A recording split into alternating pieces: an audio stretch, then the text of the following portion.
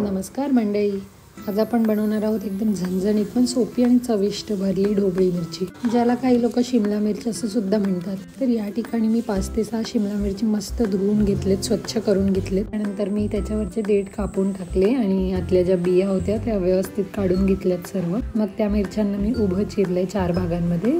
तर लक्षात ठेवा, मिरच्या पूर्ण उभ्या नाही चिरायच्या, तर त्याला फक्त कट मारायचे, जेणेकरून आपण त्याच्यामध्ये मसाला भरू शकतो।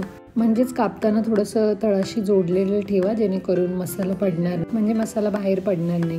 ही प्रोसिजर पूर्ण झाल्यानंतर आपल्याला मसाला बनवायचा आहे, जो आपण शिमला मिरची किंवा ढोबळी मिरचीमध्ये भरून ठेवणार आहोत। तर त्या मसाल्यासाठी मी इथे घेतलेत 5 ते 6 मिरच्या। तुम्ही तुमच्या अंदाजानुसार तिखट जसं बनवायचं असेल तशा घ्या।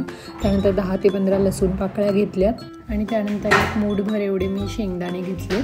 आता या सगळ्या आपल्याला मिक्सरला बारीक वाटून घ्यायचं आणि याचा मसाला तयार करायचा आहे। तर हे सर्व मिश्रण जेव्हा तुम्ही मिक्सरला बारीक कराल तेव्हा एक गोष्ट लक्षात घ्या की तुम्हाला खूप जास्त बारीक नाही करायचं आहे, तुम्हाला तो मसाला थोडासा जाडसर ठेवायचा आहे, जेणेकरून आपण मसाला प्रॉपर भरून घेऊ शकतो।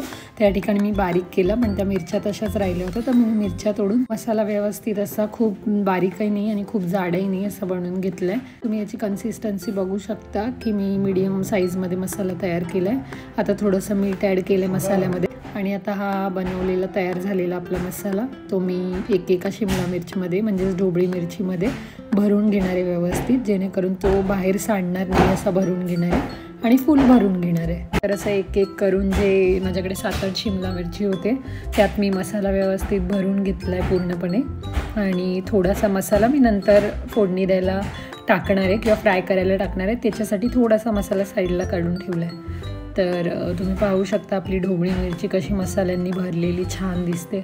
तर इथे मी आता एक कढई घेतली आहे, आता त्याच्यामध्ये 1 चमचा असं मी तेल ॲड केलं आहे, कारण आपल्याला फोडणी द्यायची आहे। तर सर्वात आधी मी त्याच्यामध्ये जिरी आणि आपली मोहरीचा तडका दिला आहे आणि आता तेल थोडंसं हलक्या आचेवरच गरम करायचं, खूप मीडियमही फ्लेम नाही ठेवायचा आणि जास्तही फ्लेम नाही ठेवायचा। त्यानंतर मी इथे हळद ॲड केली आहे, थोडीशीच हळद ॲड केली, जास्त नाही केली, नाही तर ते पिवळसर होईल। मग मी या ठिकाणी कढीपत्ता टाकला आहे तेलामध्ये आणि आता हे सर्व मिश्रण मी एकजीव करून घेते। त्यानंतर आपण जी भरलेली ढोबळी मिरची होती, आपली जी भरलेली शिमला मिरची होती, मी त्याच्यामध्ये सगळी टाकून दिली आहे आणि आता आपण फ्राय करून घेणार आहोत व्यवस्थित।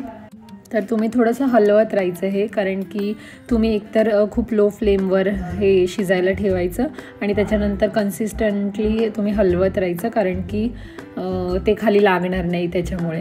तर राहिलेला जो मसाला होता मी तो वरतून ॲड केला आहे थोडासा आणि आता याच्यावर झाकण ठेवून दिलं आहे, कारण की ते झाकण ठेवल्यानंतर वाफेवर खूप छान शिजून येतं आणि आपण याच्यामध्ये पाण्या वगैरेचा अजिबात वापर केलेला नाही आहे। ही ढोबळी मिरची फक्त आणि फक्त आपण वाफेवर शिजवतोय। तर तुम्ही पाहू शकता किती सुंदर आपली मिरची तयार झालेली आहे या ठिकाणी।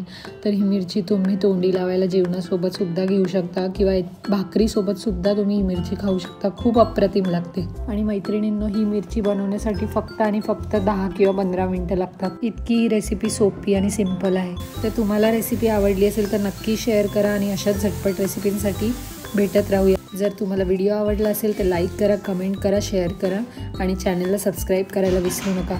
अशाच रेसिपीसह भेटूया पुढच्या व्हिडिओत। धन्यवाद।